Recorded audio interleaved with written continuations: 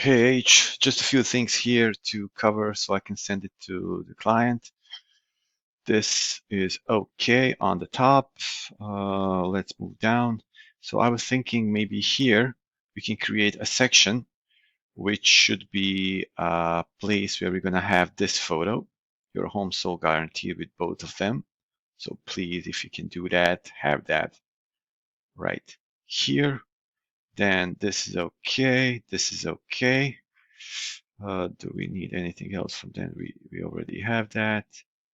Yes. Also in the about section, it says Maria Kritikos, which needs to be the sisters as you have on the contact form, which is great. So, and also I was thinking if we can remove the circle and have their photos instead of this house.